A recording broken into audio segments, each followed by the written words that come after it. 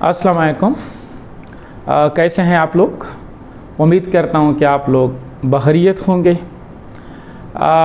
हम लोगों ने इससे पहले 2 लेक्चर किए हैं स्टोइकियोमेट्री के बेसिक कॉन्सेप्ट्स पे, मोल पे, एवोगैड्रो नंबर पे, और फिर मैंने वहाँ पे मोल और मास को आपस में कोरिलेट कर लिया।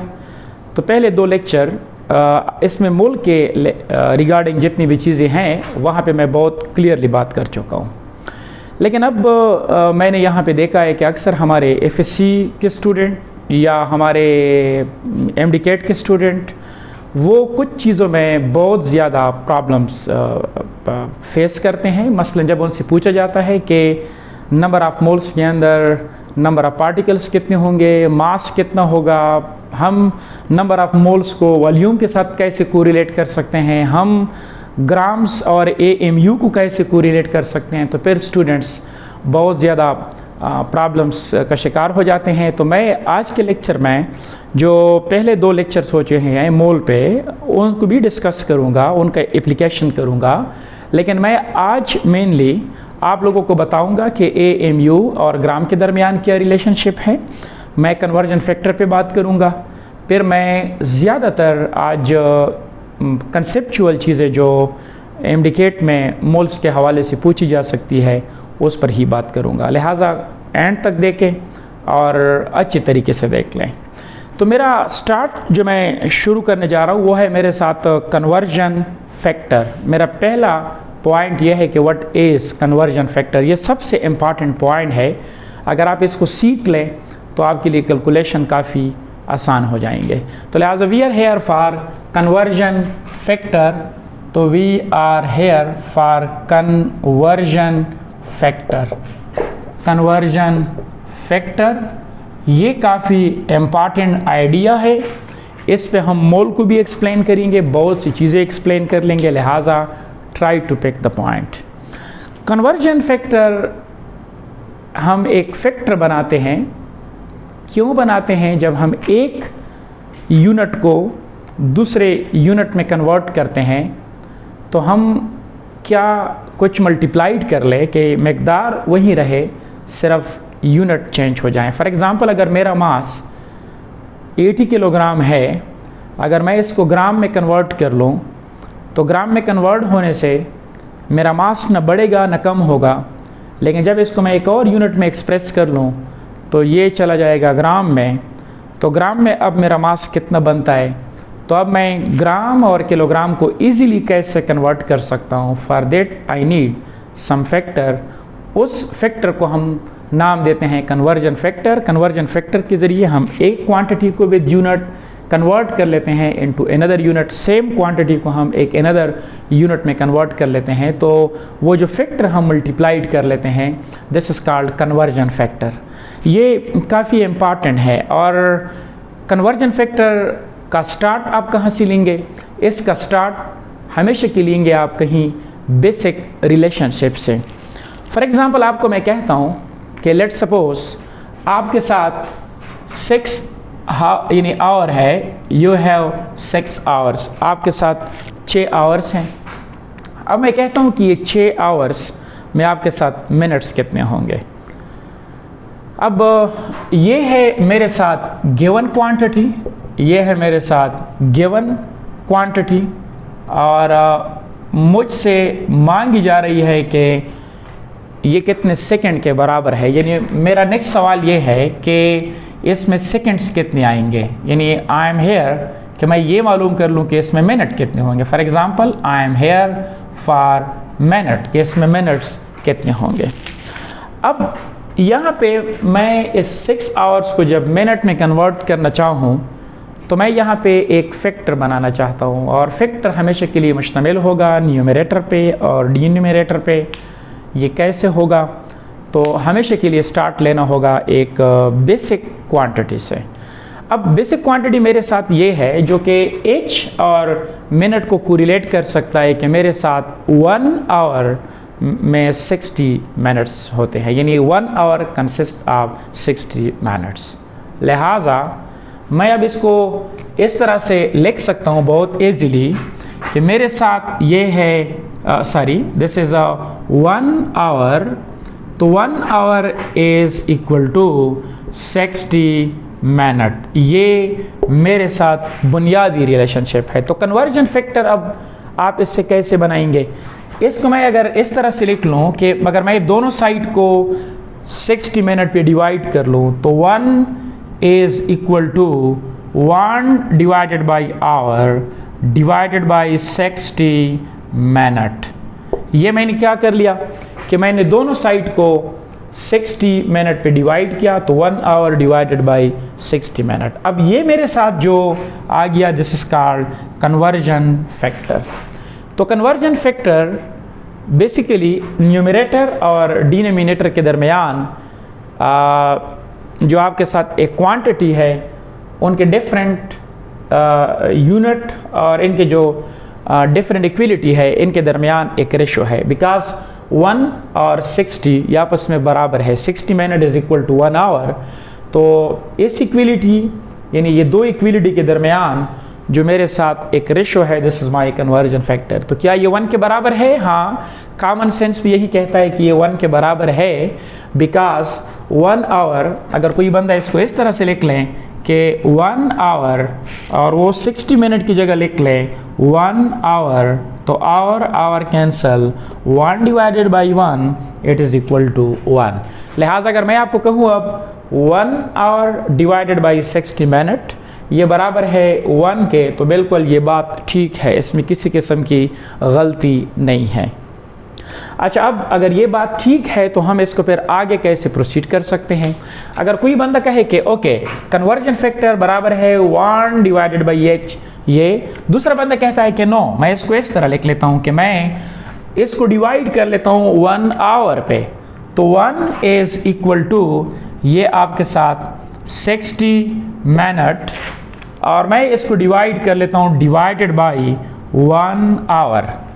यानी दूसरे केस में, यानी दिस इज माय केस 1, तो केस 1 में मैंने 1 आवर को 60 मिनट पे डिवाइड कर लिया। तो लिहाजा इन फर्स्ट केस इस इक्वेशन को नाम दे दे इक्वेशन नंबर 1। तो मैंने फर्स्ट केस में divide both sides of equation 1 by 60 minute, तो I am getting this relationship. लेकिन दूसरे केस में मैं इक्वेशन नंबर 1 को डिवाइड करता हूँ 1 आवर से, लिहाजा divide both sides of equation 1 by 1 hour we get, फिर हमें क्या मिलता है? तो ये बनता है 60 मिनट डिवाइडेड बाई 1 आवर। अब यहाँ पे मेरे साथ अगेन ये 1 के बराबर है, बिकॉज अगर कोई बंदा इसको इस तरह लिखना चाहे कि 60 मिनट बराबर है 1 आवर के, बिकॉज 60 मिनट बराबर है 1 आवर के, तो लिहाजा 1 hour divided by 1 hour, this cancel out, तो again it is equal to 1। It means कि मैंने कन्वर्जन फैक्टर में इसके दो वैल्यूज़ मुझे मिल गए, मेरे साथ ये वैल्यू भी पॉसिबल है और मेरे साथ ये वैल्यू भी पॉसिबल है। तो ये मेरे साथ जो फैक्टर आ गया 1h divided by 60 minute it is equal to 1, या 1 is equal to 60 minute divided by 1 hour, it is conversion factor. अब ये कन्वर्जन फैक्टर बहुत ज़रूरी है, ये सिर्फ और सिर्फ यहाँ पे एक केस में नहीं है बल्कि कई केसेस में आप इसको डेवलप कर लेंगे, जिसको मैं आगे आप लोगों को मज़ीद समझाऊंगा। अब मेरा जो यूनिट है वो है मेरे साथ 6 आवर। अब अगर मैं ये 6 आवर यूनिट ऑफ मिनट्स में चेंज कर लूँ तो ये किसके बराबर होगी? तो ये कन्वर्जन फैक्टर एक ऐसा मेथड है जो आपको एक्यूरेट आंसर पे पहुंचा देता है, जहां पे एक जैसी यूनिट कैंसल आउट कर लेंगे और आपकी जो डिज़ायर्ड यूनिट होगी वो क्या हो जाएगी? वो रह जाएगी। तो इनके लिए एक सादा उसूल याद रखें कि जो इन्फॉर्मेशन आपसे रिक्वायर्ड है वो लिख ले।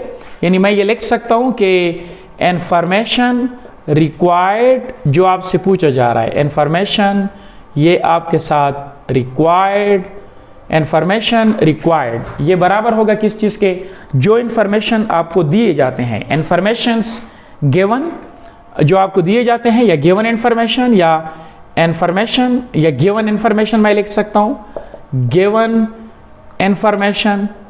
और दूसरा आप इसको मल्टीप्लाइड कर ले किस चीज़ के साथ, आप इसको मल्टीप्लाइड कर ले with conversion factor, this is conversion factor. तो ऐसा करने से you will get your desired result. Desired result आपके क्या है कि 6 आवर्स कितने मिनट्स के बराबर है। तो आपको जो इंफॉर्मेशन दरकार है वो ये है कि 6 आवर कितने मिनट्स इसके लिए ज़रूरी है।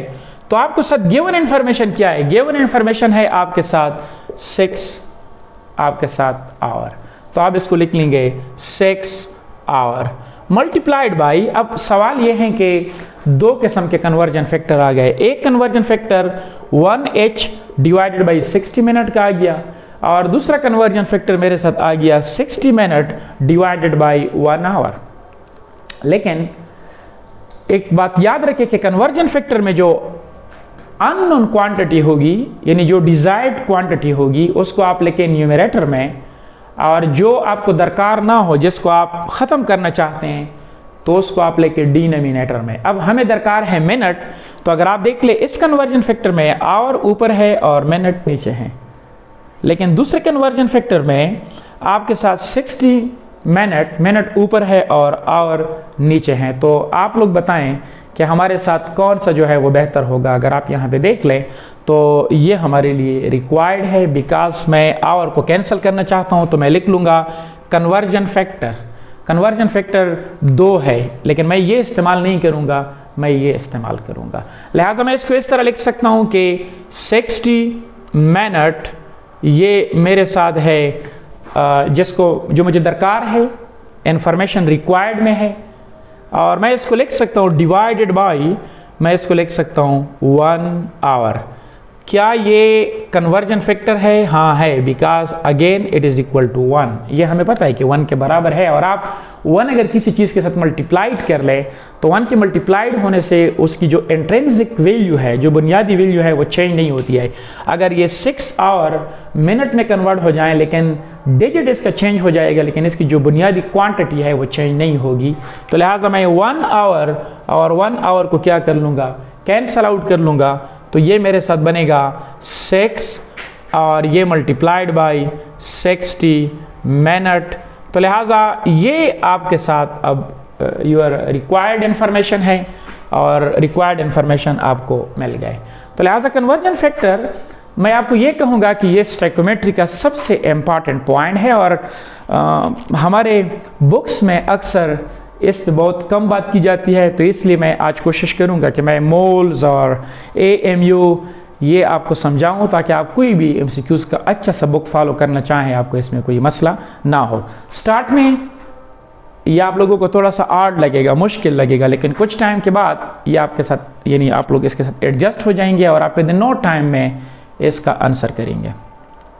अब मैं फॉर एग्जांपल आप लोगों से एक दूसरा बहुत सादा सा सवाल पूछ लेता हूँ, ज़्यादा मुश्किल भी नहीं पूछ लेता। सादा सवाल मेरा ये है कि अगर मैं आप लोगों को ये कहूँ कि आपके साथ let suppose you people have 60 kilometre, और मैं सवाल ये पूछता हूँ कि 60 किलोमीटर कितने मीटर के बराबर है, यानी ये बराबर है हाउ मैनी मीटर्स, ये आपके साथ कितने मीटर के बराबर है। तो अब अगर आप देख लें, हमारा जो गिवन वैल्यू है वो है 60 किलोमीटर। ये किलोमीटर में मुझे वैल्यू दी गई है, और मुझसे जो मांगी गई है वो मुझसे मांगी गई है मीटर में। तो इंफॉर्मेशन जो मुझे दिए गए हैं वो है 60 किलोमीटर, और जो मुझसे इंफॉर्मेशन दरकार है वो है मीटर में।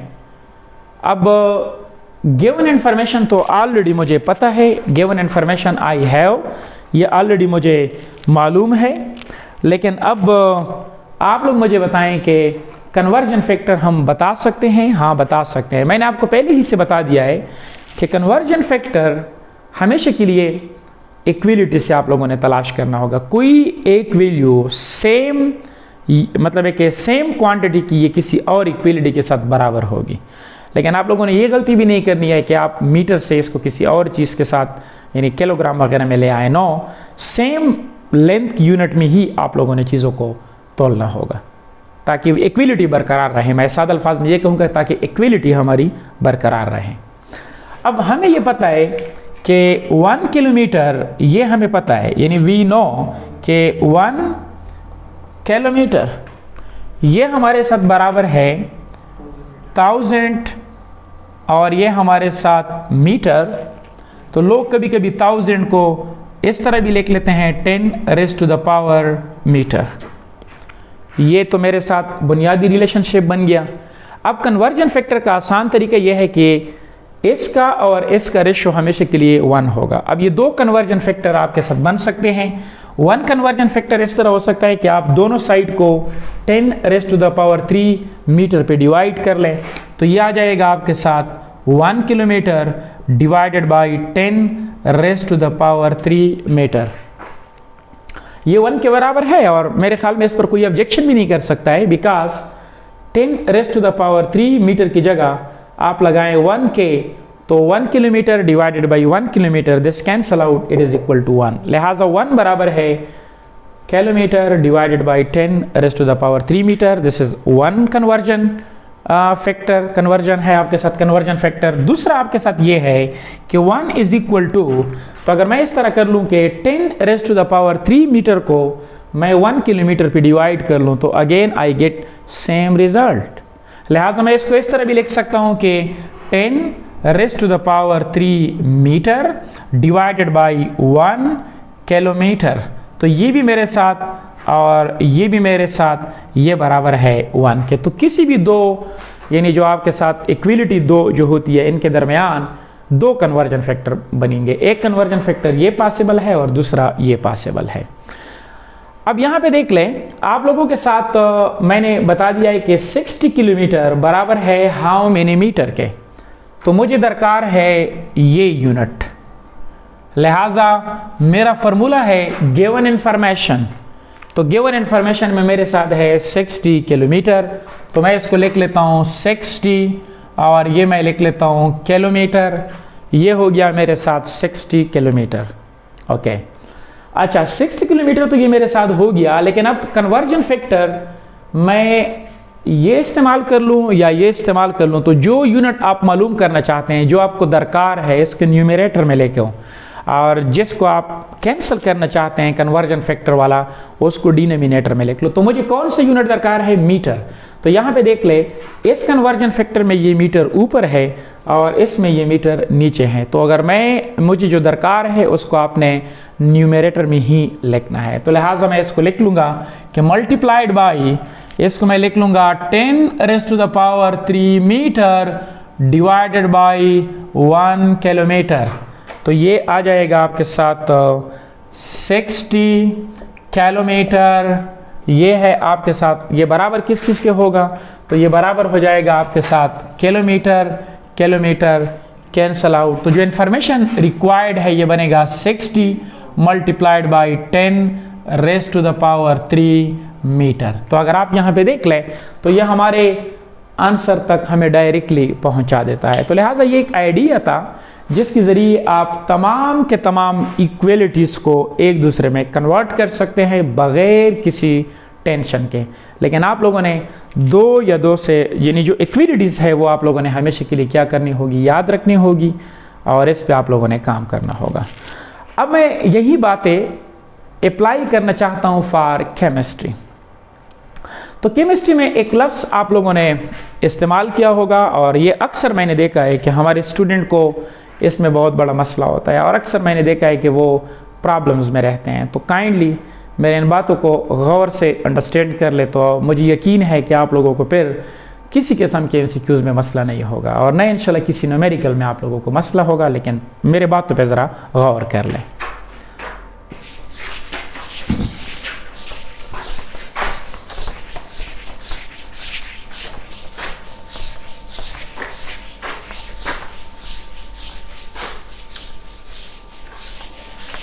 अभी हम बात कर रहे हैं कि हम AMU को नंबर ऑफ एटम्स में कैसे कन्वर्ट कर सकते हैं और नंबर ऑफ एटम्स को हम AMU में कैसे कन्वर्ट कर सकते हैं। ये बहुत इंपॉर्टेंट टॉपिक है, लिहाजा मैं लिख सकता हूं कि inter conversion between AMU and atoms. Okay, लिहाजा इंटर कन्वर्जन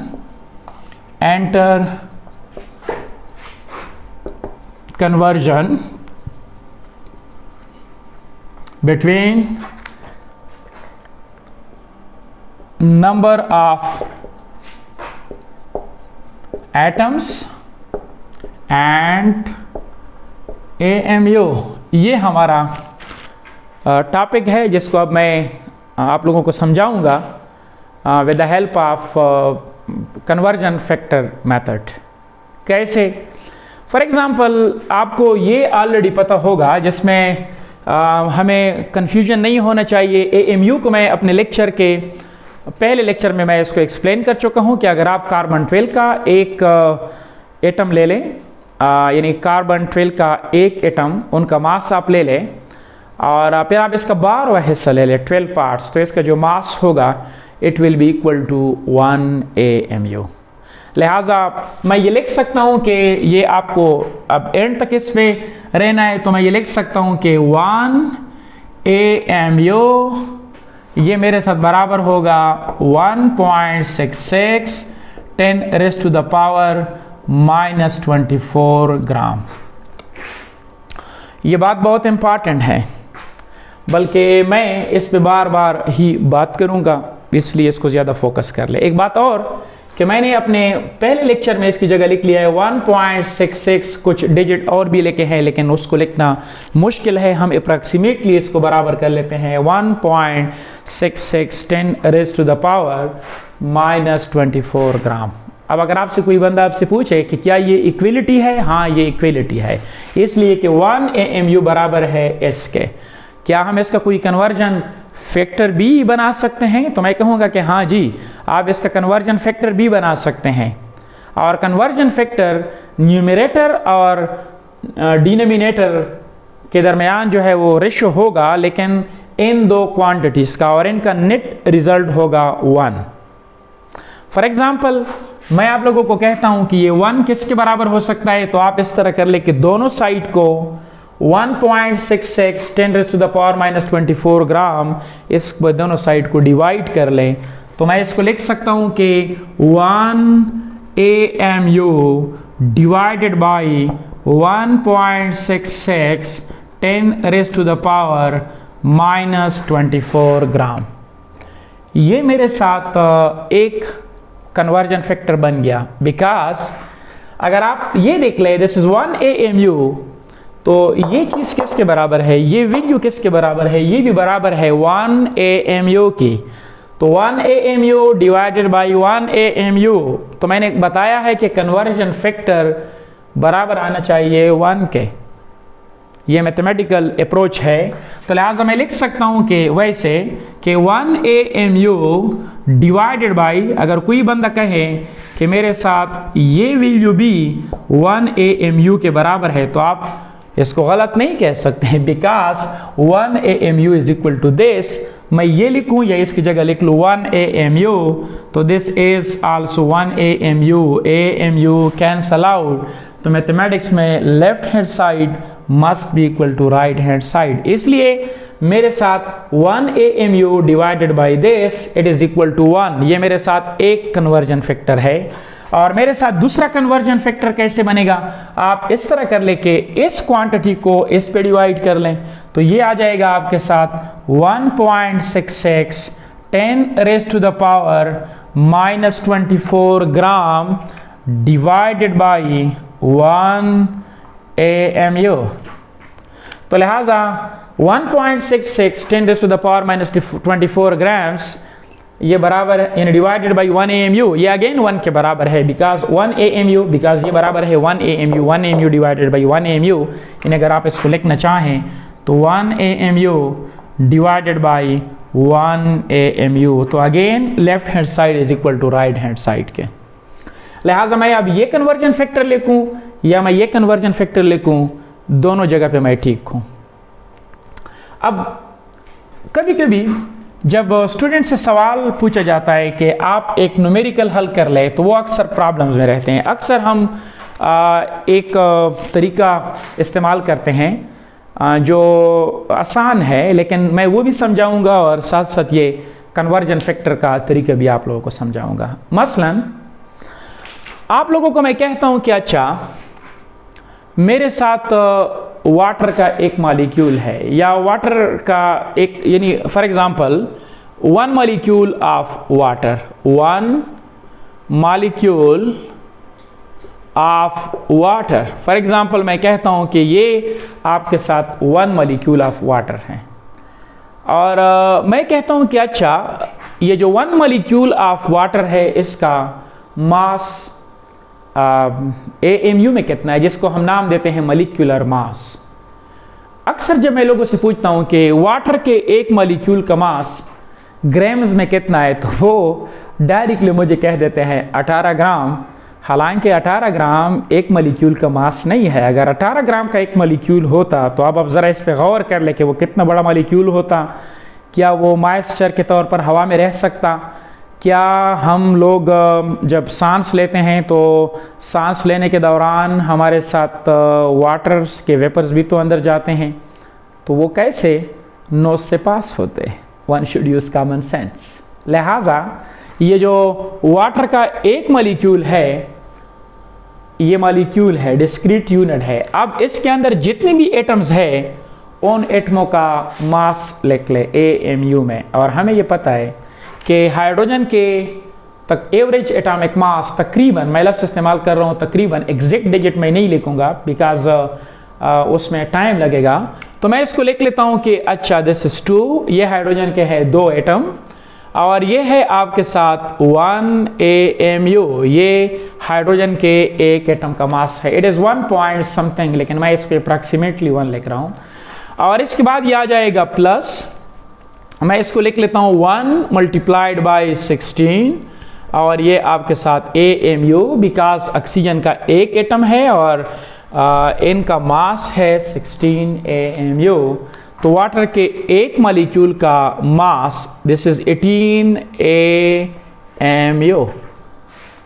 ये मेरे साथ वाटर के एक मॉलिक्यूल का मास AMU में है। This is called molecular mass, जिसको आप लोग नाम देते हैं कि इट इज मॉलिक्यूलर मास। ये आपके साथ मॉलिक्यूलर मास है। लेकिन फिर इसके बाद एक सवाल उठता है कि इस मॉलिक्यूलर मास को मैं ग्राम में कैसे लिख लूं, यानी कि 18 ग्राम अगर मैं, यानी वाटर के एक मॉलिक्यूल का मास अगर मैं AMU में नापने की बजाय इसको मैं ग्राम्स में लेना चाहूं, तो वाटर के एक मॉलिक्यूल का मास ग्राम्स में कितना बनेगा? तो इसके 2 तरीके हैं, तो मैं दोनों आप लोगों को समझाता हूं। एक तरीके तो सिंपल ये है कि आप लिख लें कि 18 multiplied by 1 AMU, because 1 multiplied by 18, तो अगेन आपके साथ ये आ जाएगा 18 AMU। लेकिन मेरे साथ एक AMU का मास है 1.66 10⁻⁻⁻24 ग्राम। लिहाजा आप जस्ट एक AMU की वैल्यू यहाँ पे पुट कर लें, तो ये आ जाएगा आपके साथ 18 मल्टीप्लाइड बाई 1.66 10⁻⁻24 ग्राम। लिहाजा अगर एक बंदा कहता है कि मेरे साथ वाटर का मास AMU में है 18 AMU, और दूसरा बंदा कहता है कि मेरे साथ वाटर के एक मॉलिक्यूल का मास है 18 मल्टीप्लाइड बाई 1.66 10⁻⁻24 ग्राम। अब अगर आप यहाँ पे देख लें -24, ये इस बात की तरफ इशारा है कि वाटर के एक मॉलिक्यूल का मास इंतहाई कम है। दैट्स द रीज़न कि हम वाटर के एक मॉलिक्यूल का मास ग्राम्स की बजाय इसको AMU में ही नापने की कोशिश करते हैं। ये तो मैंने आपको एक तरीका बता दिया। एक और एग्जांपल हल कर लेते हैं। फॉर एग्जांपल आपको मैं कहता हूं कि अच्छा वाटर के एक let's suppose I have sulphuric acid, और आपसे मैं सवाल पूछता हूं कि सल्फ्यूरिक एसिड के एक मॉलिक्यूल का मास ग्राम्स में कितना होगा। तो इसके दो तरीके हैं, लेकिन आप सबसे पहले ये तरीका सीख ले, फिर दूसरे भी समझा देता हूँ। इंशाल्लाह आप लोगों को कोई मसला इसमें नहीं होगा। अच्छा, अब इसके बाद अगर देख ले तो मैं कहता हूँ कि mass of one molecule of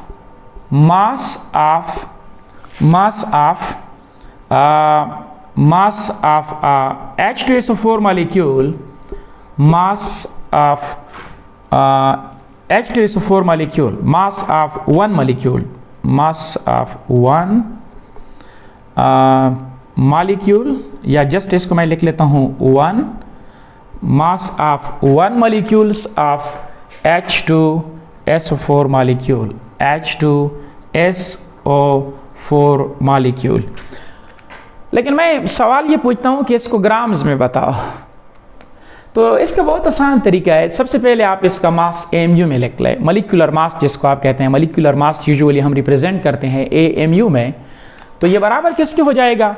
तो ये बराबर आपके साथ आ जाएगा 2 के। ये है 2 हाइड्रोजन, तो आप इसको लिख लेंगे 2 मल्टीप्लाइड बाई 1 AMU प्लस यहाँ पे है सल्फर, तो ये आ जाएगा 1 मल्टीप्लाइड बाई 32 AMU प्लस वी है 4, तो आप इसको लिख लेंगे 4 मल्टीप्लाइड बाई, यहाँ पे आप लिख लेंगे आपके साथ ऑक्सीजन है 16 और आपके साथ AMU। जब आप इन तमाम चीज़ों को जमा कर ले ये बनेगा 98 और ये आपके साथ AMU। अब अगर आप यहाँ पे गौर कर लें तो मैं तो चाहता हूँ कि इसको ग्राम्स में मुझे बताओ, तो वेरी सिंपल, आप कहेंगे नो प्रॉब्लम। आप कहेंगे कि 98 मल्टीप्लाइड बाई 1 AMU, बहुत आसान। अब इस AMU की जगह आप यहाँ पे इसकी वैल्यू पुट कर ले। इसकी वैल्यू क्या है अगर आप देख लें, ये आ जाएगा आपके साथ 98 multiplied by 1.66 10 raised to the power minus 24 grams. This is the mass of H2SO4 in grams. तो अभी तो मैंने यहाँ पे कन्वर्जन फैक्टर को इंट्रोड्यूस नहीं किया है, बिकॉज इसको मैं इजीली इस तरीके से हैंडल कर सकता हूँ। लेकिन अब अगर आपको मैं ये कहूँ कि इसको आप कन्वर्जन फैक्टर के मेथड से कर ले, तो मैं अब H2SO4 यानी H2O का एग्जांपल भी कन्वर्जन फैक्टर से कर लेता हूँ और दूसरा भी कर लेता हूँ। तो अब लुक एट, अब इस यही चीज़ आप देख लें कन्वर्जन फैक्टर से। मैंने सवाल ये पूछा है कि वाटर के एक मॉलिक्यूल का मास ग्राम्स में कितना है। तो आप लिखेंगे कि okay, 1 molecule of H2O, 1 molecule of H2O, it is equal to 18 AMU। मैं सवाल पूछता हूँ कि ये ग्राम्स में कितना होगा। तो मेरा कन्वर्जन फैक्टर के लिए मेरा फॉर्मूला क्या था? Given value multiplied by conversion factor. तो कन्वर्जन फैक्टर मेरे साथ है 1 is equal to 1 AMU divided by 1.66 10 raised to the power minus 24 ग्राम, या मेरे साथ 1 बराबर है 1.66 10 raised to the power minus 24 gram divided by 1 AMU। ये ऑलरेडी मैं आप लोगों के सामने लिख चुका हूँ। अच्छा, अब सवाल ये है कि मेरा टारगेट क्या है। मुझसे ये मांगा जा रहा है कि 18 AMU बराबर है एन ग्राम्स, कि ये एन ग्राम्स में कितना आएगा। यानी अगर इसको मैं ग्राम्स में मालूम करना चाहूँ तो ये कितना बनेगा, एन ग्राम्स ये बराबर होगा कितना। तो आपके साथ जो क्वांटिटी दी गई है वो है AMU में और जो आपसे मांगी जा रही है वो है ग्राम्स में। तो मैंने फार्मूला लिख लिया था स्टार्ट में कि जो क्वांटिटी आपको रिक्वायर्ड है तो ये बराबर होगा किस चीज़ के, given quantity multiplied by conversion factor. तो कन्वर्जन फैक्टर 2 है, लेकिन ग्राम्स वाला चूंकि मुझे दरकार है तो ग्राम्स वाला न्यूमरेटर में लिखना होगा। अब इसको मैं इस तरह लिख सकता हूँ कि यूनिट रिक्वायर्ड या रिक्वायर्ड क्वांटिटी,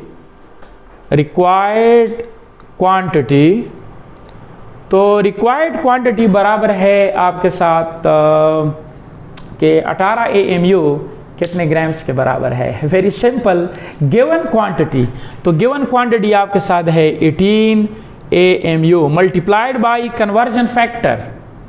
तो कन्वर्जन फैक्टर 2 है, और कन्वर्जन फैक्टर मैं अगेन कहता हूं दो चीज़ों के दरमियान रिलेशनशिप है, ऐसे दो चीज़ें जो इक्वल हो, बराबर हो, ये इनके दरमियान रेशो है। तो मैंने कहा कि जो रिक्वायर्ड है उसको न्यूमरेटर में लिख लो और जो दिया गया है, जो कैंसल आउट करना है, उसको उससे डिनोमिनेटर में लिखो, रिक्वायर्ड को न्यूमरेटर में लिखो। तो रिक्वायर्ड मेरे साथ ग्राम्स है तो मैं इसको लिख लूँगा, तो ग्राम्स के लिए आई हैव दिस और AMU के लिए आई हैव दिस। तो मैं इसको लिख लूँगा 1.66 10⁻⁻24 gram divided by 1 AMU। It is my conversion factor. इसको मैं आपके सामने लिख लेता हूँ कि इट इज़ कन्वर्जन फैक्टर। ये है आपके साथ कन्वर्जन फैक्टर। अब यहाँ पे देख ले तो AMU and AMU this cancel out, तो आंसर आ जाएगा 18 मल्टीप्लाइड बाई 1.66 10⁻⁻24 ग्राम। तो दोनों केस में आप सेम कंक्लूजन पे ही पहुंच जाते हैं। अब मैं कहता हूं कि H2SO4 के एक मॉलिक्यूल का मास कितने ग्राम्स होगा। तो एक तरीका तो मैंने आपको बता दिया कि इनका मॉलिक्यूलर मास ले ले AMU में, ये एक मॉलिक्यूल का मास है। अब AMU की जगह आप जस्ट उसकी वैल्यू पुट कर ले तो ये एक आंसर है, लेकिन इसको आप कन्वर्जन मेथड से भी कर सकते हैं। तो कन्वर्जन मेथड के लिए आप कैसे करेंगे, यूनिट रिक्वायर्ड या रिक्वायर्ड यूनिट या रिक्वायर्ड क्वांटिटी। तो रिक्वायर्ड क्वांटिटी ये है कि सल्फ्यूरिक एसिड का मास ग्राम्स में कितना होगा। तो मैं लिख लूँगा कि यहाँ पे इसको मैं लिख लेता हूँ, ये यहाँ पे कोई मसला तो नहीं है, ओके चलो इसको यहाँ पे ही ले लेते हैं। ओके यहाँ पे इसको ज़रा फोकस कर ले। तो लिहाजा रिक्वायर्ड क्वांटिटी, तो ये है आपके साथ रिक्वायर्ड क्वांटिटी। तो आपके साथ रिक्वायर्ड क्वांटिटी क्या है, रिक्वायर्ड क्वांटिटी ये है कि H2SO4 के एक मॉलिक्यूल का मास ग्राम्स में कितना होगा। तो गिवन क्वांटिटी कौन सी है, सल्फ्यूरिक एसिड का एक मॉलिक्यूल, और एक मॉलिक्यूल का मास मालूम करना कोई मसला है ही नहीं। आप उसका फार्मूला लिख लो, इसके अंदर जितने एटम्स है उन एटमों का आप मास ले ले AMU में, जिस तरह मैंने लिख लिया है 19A यानी 98 AMU। ये आपके साथ है गिवन क्वांटिटी। अब मैं कहता हूँ कि अच्छा ये बताओ कि कन्वर्जन फैक्टर क्या बनेगा। तो कन्वर्जन फैक्टर में क्वांटिटी रिक्वायर्ड या unit required divided by unit, जिसमें आपका इंटरेस्ट नहीं है। तो यूनिट मुझे ग्राम्स का दरकार है, तो मैं ये यूनिट इस्तेमाल करूंगा या ये, तो surely I will use this very unit. तो मैं इसको लिख सकता हूं कि ये बनेगा मेरे साथ 1.66 10⁻⁻24 gram divided by 1 AMU। AMU cancel out, my result is 98 multiplied by 1.66 10⁻⁻24 ग्राम। ये इसका आंसर है। अब ये जो मैंने कर लिया this is called conversion factor method, और ये दूसरा जो था वो एक आम सा मेथड था। इसमें मैं एक एग्जांपल और भी कर लेता हूं, बिकॉज कन्वर्जन फैक्टर के इर्द गिर्द हम हमेशा के लिए घूमेंगे, तो लिहाजा कन्वर्जन फैक्टर को आप लोगों ने फोकस करना है। मैं 2-3 एग्जांपल और भी हल कर लेता हूं ताकि आपको इसमें किसी किस्म का मजीद मसला ना हो। फिर इसको मोल के लिए अप्लाई कर लेता हूं, फिर इसको मजीद कुछ चीज़ों के लिए अप्लाई कर लेता हूं। तो इंशाल्लाह you people will enjoy it, don't worry. इसको मैं रिमूव कर लेता हूं। ओके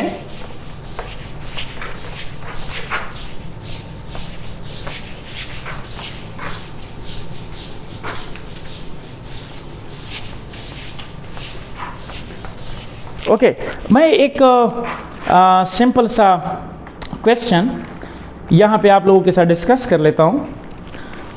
फॉर एग्ज़ाम्पल सवाल ये है कि अगर आपके साथ कार्बन, मैं कार्बन 12 की बात नहीं कर रहा हूँ, मैं इस कार्बन का जब आप एवरेज मास ले लें, फॉर एग्जांपल जितनी भी नेचर में कार्बन्स पाए जाते हैं उनका एवरेज मास अगर आपको मैं कहूँ कि ये 13 पॉइंट समथिंग AMU या 12 पॉइंट समथिंग AMU है, तो मैं कहता हूँ कि आपके साथ एक सैंपल है। लेट्स सपोज ये एक कंटेनर है ये, और इस कंटेनर में आप लोगों के साथ सैंपल पड़ा है, कार्बन का सैंपल पड़ा है, और इसमें आप लोगों के साथ कार्बन के जो एटम्स है, लिहाजा मैं लिख लेता हूँ कि नंबर ऑफ कार्बन एटम्स, मैं कहता हूँ कि number of carbon atoms, number of carbon atoms, मैं लिख लेता हूँ कि नंबर ऑफ कार्बन एटम्स ये है आपके साथ, लेट सपोज ये है आपके साथ 1000। इस कंटेनर के अंदर कार्बन के एटम्स पड़े हैं ये, और मैं सवाल करता हूं कि कितने एटम्स है, लेट सपोज दे आर 1000, ये मैं 1000 एटम्स कह देता हूं। अच्छा, मैं ये सवाल पूछता हूं कि इन 1000 एटमों का मास कितना होगा इन AMU, यानी मैं सवाल ये पूछता हूं कि what will be the mass of 1000 atoms and AMU, तो AMU में इसका मास कितना होगा, ये कितने AMU के बराबर होगा। आई वुड इसमें what will be the situation। तो नाउ लुक एट, कहीं से तो आपने स्टार्ट लेना है। हमें ये पता है पीरियाडिक टेबल से कि अगर मैं एटॉमिक मास इस पीरियाडिक टेबल से देख लूँ तो कार्बन के नेचुरल जो एटॉमिक वेट है, तो लिहाजा 1 कार्बन एटम, ये अगर आप पीरियाडिक टेबल में देख लें तो 1 कार्बन एटम ये हमारे साथ बराबर है 12.01 AMU। ये आपके साथ देखिए, मैंने आपको बता दिया कि हमेशा के लिए आपने कहीं से स्टार्ट लेना है। मैंने अब ये मालूम करना है कि अगर 1000 कार्बन के एटम्स है यहाँ पे, तो ये बताओ कि 1000 कार्बन के एटम्स, इसमें आपके साथ कितने AMU का मास होगा। तो मुझे कहीं पे स्टार्ट लेना है और मैं डायरेक्टली आ गया पीरियाडिक टेबल पे, और मैंने देख लिया कि अगर मैं कार्बन 12 अगर मैं कार्बन का एक एटम का एवरेज एटॉमिक मास ले लूँ तो कार्बन के एक एटम का एवरेज मास है 12.01 AMU। अब यहाँ से कन्वर्जन फैक्टर बहुत इजीली बन सकता है। अगर आप देख लें, एक कन्वर्जन फैक्टर ऐसे बनेगा कि 1 carbon atom divided by 12.01 AMU, because मैंने इसको इस पे डिवाइड किया तो ये 1 के बराबर है, बिकॉज इसकी जगह मैं लिख सकता हूँ 1 कार्बन एटम। तो 1 carbon atom divided by 1 carbon atom, ये बराबर आ जाएगा आपके साथ कौन सा चीज़, ये बराबर आ जाएगा 1 की। तो दूसरा कन्वर्जन फैक्टर मेरे साथ बन सकता है कि 12.01 AMU divided by carbon atom, यानी मैं लिख सकता हूँ 1 कार्बन एटम, ताकि कंफ्यूजन ना हो, 1 कार्बन एटम, ये मैंने लिख लिया। अब ये 2 कन्वर्जन फैक्टर मेरे साथ बन गए, एक कन्वर्जन फैक्टर ये बन गया और एक कन्वर्जन फैक्टर ये बन गया। लेकिन अब देख लें, आप लोगों ने क्या मालूम करना है, नंबर ऑफ एटम्स में आप लोगों ने AMU को मालूम करना है। यानी आपसे मैंने सवाल ये पूछा है कि 1000 एटम्स ऑफ कार्बन, ये आपके साथ कितने AMU, यानी इसका मास AMU में किसके बराबर होगा। तो अब यहाँ पे देख ले, फॉर्मूला है हमारे साथ क्वांटिटी गिवन। तो क्वांटिटी गिवन आपको ये दी गई है कि आपके साथ 1000 एटम ऑफ कार्बन है। तो मैं लिख लेता हूँ कि क्वांटिटी गिवन, तो मैं लिख लेता हूँ कि 1000 atoms of carbon multiplied by conversion factor. तो मेरे साथ कन्वर्जन फैक्टर 2 है, एक कन्वर्जन फैक्टर ये है और एक कन्वर्जन फैक्टर ये है।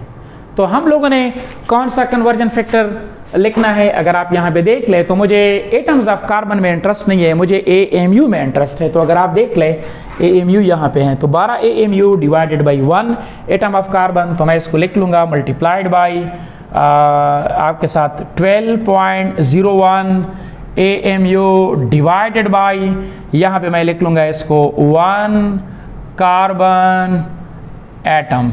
तो carbon atom and carbon atom ये कैंसल आउट हो जाएंगे, तो आपके साथ आंसर आ जाएगा। आप इसको लिख लेंगे कि 1000 multiplied by 12.01 AMU, this is your answer. इसका एक और तरीका भी है जो अक्सर हम कॉलेज या स्कूलों में सिखाते हैं, लेकिन पर्सनली मैं आप लोगों को कहूँगा कि इससे अपने आप को आदी बनाएं।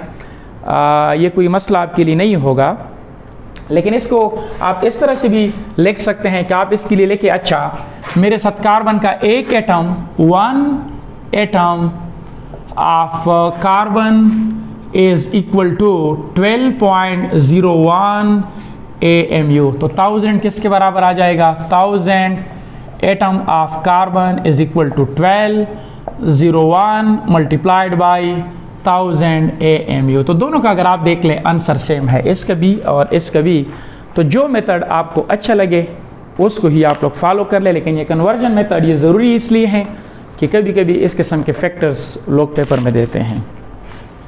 एक और क्वेश्चन ले लेते हैं और इसको भी जस्टिफाइड कर लेते हैं ताकि आपको और भी चीज़ें अच्छी तरीके से समझ आ जाएं। तो लेट्स सी, इसको भी अंडरस्टैंड कर लें। ओके,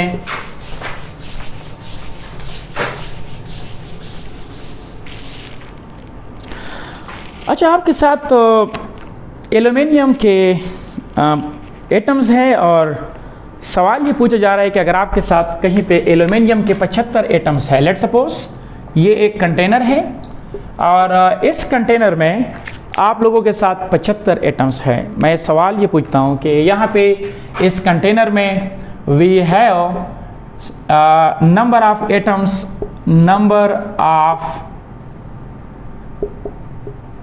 एटम्स ऑफ एल्यूमिनियम, ये है मेरे साथ 25।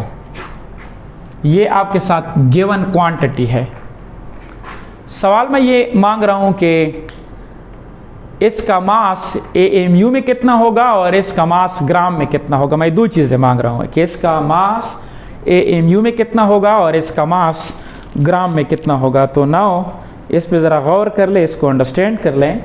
तो लुक एट, मेरा पहला सवाल ये है, सवाल नंबर 1 के what will be the mass, what will be the mass and AMU and in gram and unit of gram and unit of gram and unit of gram and unit of grams, that's the question। तो अब atoms को मैंने convert करना है AMU में, तो कहीं पे मैंने बुनियादी रिलेशनशिप पे तो गौर करना ही है। मुझे ये पता है पीरियाडिक टेबल से कि अगर मुझे आप एक एटम दे दे एल्यूमिनियम का तो इसका मास है 27 AMU, ये या बल्कि 26 पॉइंट समथिंग।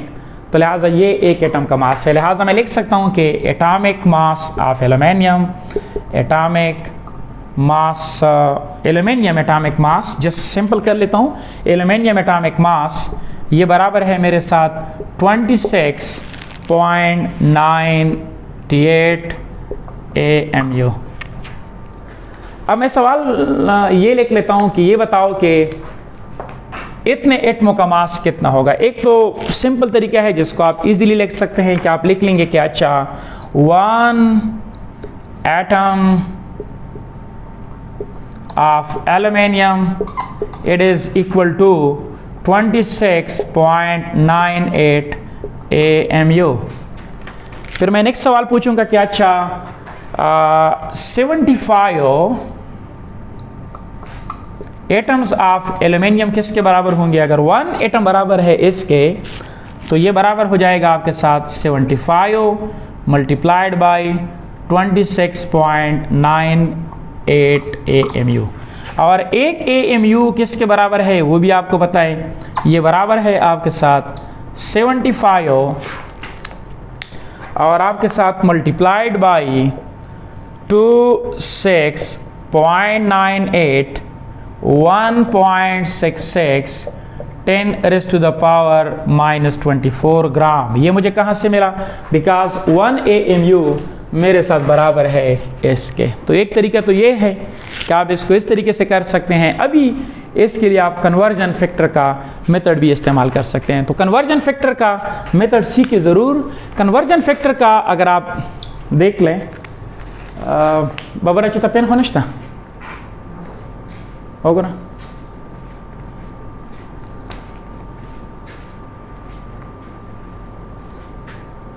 ओके। ओके, एक एग्जांपल हल कर लेते हैं। आई थिंक पेन का मसला आ गया, तो बस फिर रिमेनिंग लेक्चर जो है वो इसके दूसरे पार्ट में कर लेंगे, लेकिन इसको सीखे ज़रूर। तो अब यहाँ पे देख ले, मैं इसको लिख सकता हूँ कि अच्छा 75 एटम्स ऑफ एल्यूमिनियम, ये AMU में किसके बराबर होंगे? सारी 75, तो 75। तो कन्वर्जन फैक्टर देखिए, गिवन क्वांटिटी है 75 atoms of aluminium multiplied by conversion factor. तो कन्वर्जन फैक्टर आप बेसिक से बराबर करेंगे, 1 एटम बराबर है 26.98 AMU। तो कन्वर्जन फैक्टर इसका आप इजीली बना सकते हैं। इसको आप इस पे डिवाइड कर ले, बिकॉज यूनिट मुझे AMU का दरकार है और मुझे पता है कि एक एटम का मास ये है। तो लिहाजा मैं लिख सकता हूँ कि अच्छा एक एटम का मास कितना है, वो आप लिखेंगे 26.98, आप लिखेंगे AMU, मैं लिख लूँगा 1 एटम ऑफ एल्यूमिनियम। तो 1 atom of aluminium, all this cancel out, तो ये आपके साथ आ जाएगा 75 मल्टीप्लाइड बाई 26.9, ये मेरे साथ इसका आंसर। दोनों केस में अगर आप देख ले, we are getting the same answer. तो ये आज कुछ AMU और इस पे बात हो गई, और लेक्चर और भी हो सकता है और कर रहे हैं। बबरता ये ज़रा दे दो मुझे, काम कर रहा है, ये दे दो मुझे, इट्स वर्किंग। नहीं कर रहा है, नहीं कर रहा है। ओके, चलो जी, सॉरी फॉर कि मैंने ये लेक्चर कंप्लीट नहीं किया। तो इंशाल्लाह नेक्स्ट इस पे ही आऊँगा और इस पे बात करूँगा, स्टार्ट भी यहीं से लूँगा, और नेक्स्ट लेक्चर इंशाल्लाह इससे भी और इंटरेस्टिंग होगा, बिकॉज इसमें कुछ नई चीज़ों को मैं लाऊँगा। थैंक यू वेरी मच, बहुत बहुत शुक्रिया।